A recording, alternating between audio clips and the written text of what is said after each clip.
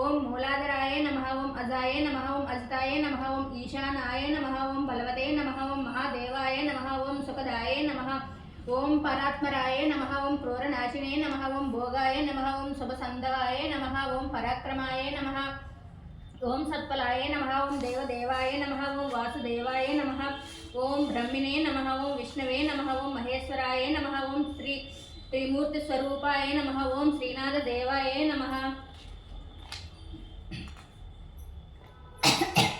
భక్తులారా, నిర్మలమైన మనసుతో వినండి. ఈ త్రినాథుల చరిత్రం మాటి మాటికి విన్నను అమృతము వలె నుండును. శ్రీపురం అను గ్రామమునందు మధుసూదనుడని ఒక బ్రాహ్మణుడు ఉండేవాడు. మిక్కిలి దరిద్రుడొకటిచే భిక్షమెత్తుకొని జీవించేవాడు.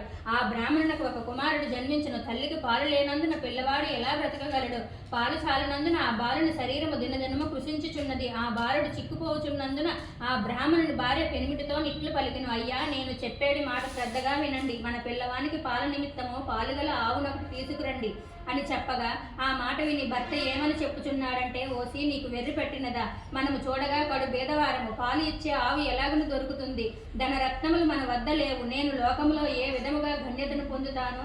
ఎవరికైతే ధన సంపదలు కలిగి ఉండునో వారికే లోకమంతా మర్యాదలు చేస్తుంది. అట్టివారికే లోకమంతా భయపడతారు. మనవంటి భేదవారిని ఎవరు చూస్తారు అని బ్రాహ్మణుడు చెప్పాను. భార్య మిగులు దుఃఖించినదై, ఓ బ్రహ్మదేవుడా, నీవు మా వంటి భేదవారింట్లో ఈ బిడ్డవాణ్ణి ఎందుకు పుట్టించినావు? ఏమి తిని ఈ బిడ్డ బ్రతుకుతాడు? ఈ శిశు హత్య నాకు చుట్టుకుంటుంది అని దుఃఖించుచుండగా పిల్లవాణ్ణి గోస చూచి ఏమీయూ తోచక ఆ బ్రాహ్మణుడు చింతాక్రాంతుడై విచారించి తన ఇంటిలో ఉండిన కమండలం వగైరా చిల్లర సామానులు సంతలో అమ్మి ఆ అమ్మిన సొమ్ము 5 రూపాయలు జాగ్రత్తగా పట్టుకొని వెళ్ళి భార్య చేతికి ఇవ్వగా ఆమె ఆ సొమ్ము చూచి సంతోషించి పెనిమిటిని చూచి, అయ్యా, ఈ సొమ్మును తీసుకొని వెళ్ళి పాలిచ్చే ఆవును కొని తీసుకొని రండి అని చెప్పినది.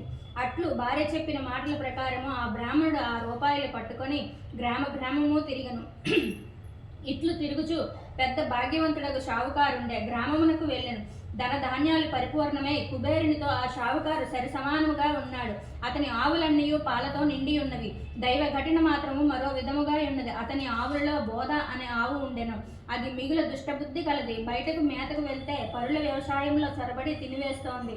ఒక దినమున షావుకారు చూస్తుండగానే పెరవారి పొలంలోనికి చొరబడి పండిన పంటను తినివేయుచుండెను. అది చూచి సావుకారు అతి కోపముతో, ఇంకా దీని ముఖము చూడకూడదు, ఆవుని ఇప్పుడే అమ్మి వేస్తాను. ఇది 50 రూపాయలు ఖరీదు గల ఆవు అయినప్పటికీ 5 రూపాయలకి ఇస్తాను అని షావుకారు అనగా, ఆ 5 రూపాయలు నేనే ఇస్తాను, ఆవు దూడ రెండును నాకు ఇప్పించండి అని ఆ బ్రాహ్మణుడు అనగానే, ఓ బ్రాహ్మణుడా, నీకు వెర్రి పట్టినదా అని షావుకారు అనెను. అంత బ్రాహ్మణుడు, మీరు సావుకారులై ఉన్నారు, మీ మాట మీరు నిలుపుకోండి, మాట తప్పితే మీరు అసత్యవంతులు అవుతారు అన్నాడు. ఆ బ్రాహ్మణుడు అన్న మాటలు షావుకారు విని తన మదిలో విచారించి, తెలియక అనివేసినాను, ఈ బ్రాహ్మణుడు ఎక్కడి నుండి వింటున్నాడో, ఈ ఆవును అతనికి ఇవ్వకపోతే నాకు అసత్యం ప్రాప్తించును కదా అని బ్రాహ్మణుని చూసి చెయ్యి చాచినాడు. వెంటనే ఆ సొమ్ము పుచ్చుకొని ఆవును దూడను బ్రాహ్మణునకు షావుకారు ఇచ్చివేయగా ఆవును దూడను తోలుకొని అచ్చట నుండి బయలుదేరి తన ఇంటికి వచ్చి వేసినాడు. ఆ ఆవును చూడగానే బ్రాహ్మణ స్త్రీ చంద్రుని చూసిన కలువ వలె సంతోషపడిన. వెంటనే పాలు పితికి కుమారునికి పోసి ఆనందము పొందినది. ఇట్లు కొన్ని దినములు గడిచిన తరువాత ఆవు ఎటుపోయినదో కనిపించలేదు.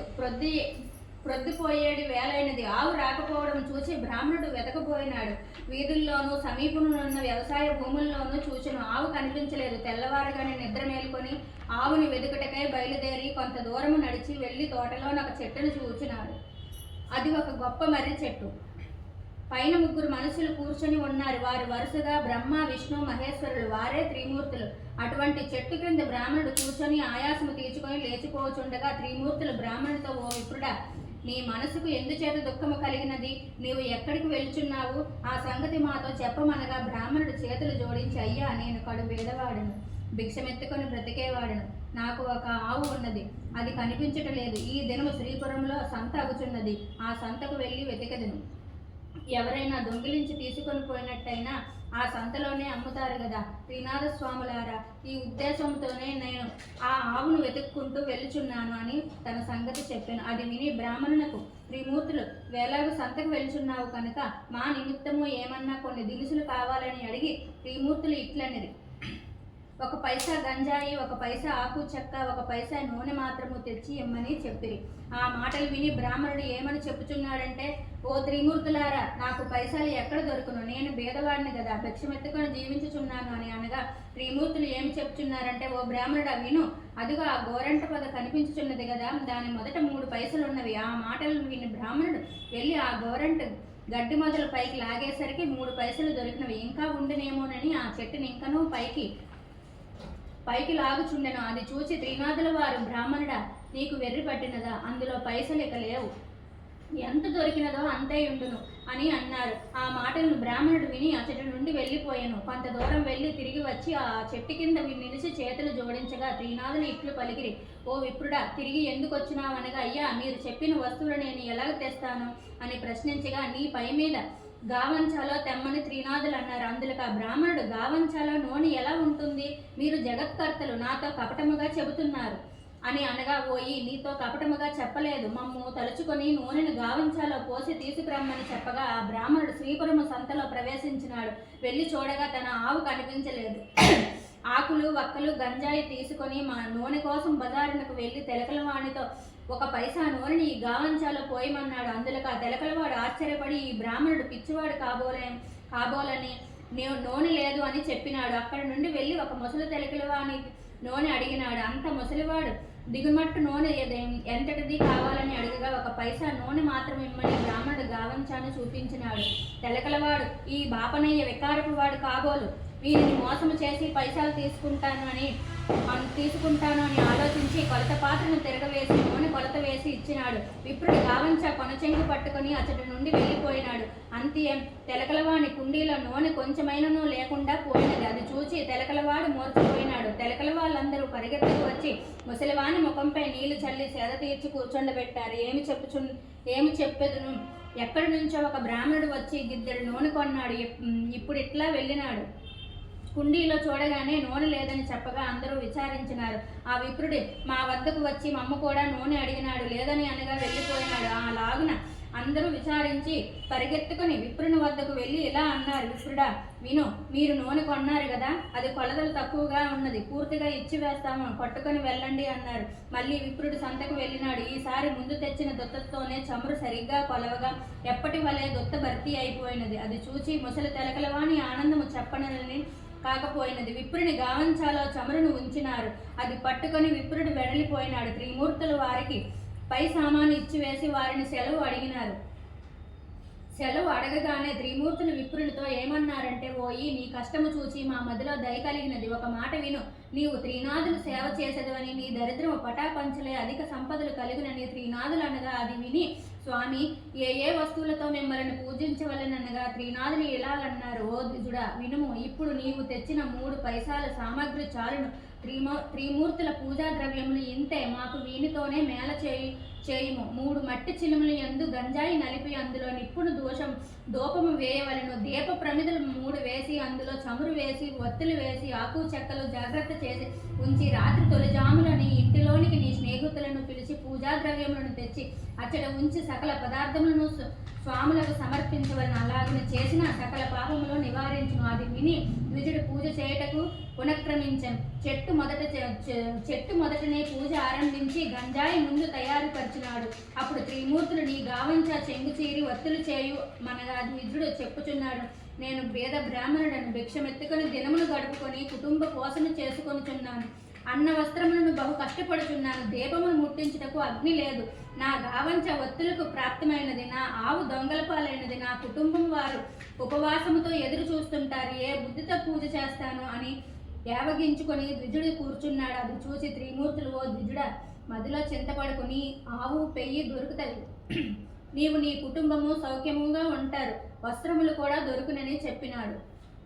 అంతటా బ్రాహ్మణుడు చేతులు జోడించి, స్వాములారా, అటువంటి భాగ్యము నాకు ఎప్పుడు కలుగుతుందో అప్పుడు 5 మేళాలు స్వామివారికి ఇస్తాను. ఈ మాట సత్యమని చెప్పినాడు. దీపము వెలిగించుటకు అగ్గి లేదే, నేను ఏమి చేయగలను అనగా త్రిమూర్తులు చెప్పుచున్నారు, ఓ బ్రాహ్మణుడా, నీ 2 నేత్రములు మూసుకో. వెంటనే బ్రాహ్మణుడు నేత్రములు మూసుకోగా అకస్మాత్తుగా దీపం వెలిగినది. అది చూచి బ్రాహ్మణుడు ఆనందించి స్వామికి మేళ సమర్పించినాడు. మేళ ఇచ్చివేసి ఆనందంతో బ్రాహ్మణుడు చేతులు జోడించి సాష్టాంగ దండ ప్రణామం ననరించినాడు. త్రిమూర్తుల వద్ద సెలవు పొంది కొంచెం దూరం నడిచి వెలుచుండగా త్రోవలో ఆవును దూడను చూచి సంతోషించి త్రినాథులు వారి నా యందు దయ ఉంచి ఆవును పెయ్యను తెచ్చి ఇచ్చినారు. వారి పూజ బాగుగా చేసినాను అని భావించుకొని ఆవును దూడను తోలుకొని ఇంటికి చేరినాడు. చూడగా తన ఇంటిలో సిరి సంపదలు పరిపూర్ణముగా ఉన్నవి. అది చూసి అధికముగా సంతోషము పొంది కడు శ్రద్ధతో పూజ నర్పించినాడు. చేయవలసిన కార్యక్రమాలను అందరికీ విశదముగా తెలియపరిచినాడు. తన స్నేహితులను రప్పించి వెనుకటి వలనే మేళ సమర్పించినాడు. మేళ చేయి పద్ధతిని అందరికీ చెప్పగా అంతా ఒప్పుకున్నారు. ఆ రాజ్యంలో ఉన్న ప్రజలందరూ త్రినాథ పూజ చేసినారు. అందరి ఇండ్ల యందు సుఖ సంతోషములు నిండెను. దానివల్ల సాహుకారులందరూ వ్యాపారములు మూసినారు. అందరూ ఆ దేశపు రాజు వద్దకు వెళ్ళి ఫిర్యాదు చేసినారు.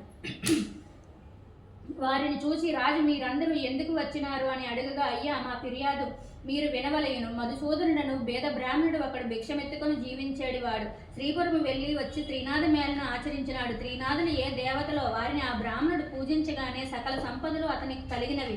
ఊరిలోనున్న రైతులు 50 మంది త్రినాథ మేళ చేసినారు. గుడ్డివారు, కుంటివారు అందరూ కూడా ఈ మేళ చేసినారు. అందరూ మోక్షమొందినారు. ధనధాన్యాలు కలిగి కుబేరునితో సమానమైపోయినారు. మా వ్యాపారములు పోయినవి, మా క్రయ విక్రయములు ఎలాగను జరుగుతాయి అని చెప్పగా రాజు మాటలు విని చాలా కోపం తెచ్చుకొని సకల జనులను పిలిపించి కోపముతో ఇట్లన్నాడు, త్రినాథులనే దేవతలు ఏమి దేవతలు? వారిని మీరు ఎలా పూజించుచున్నారు?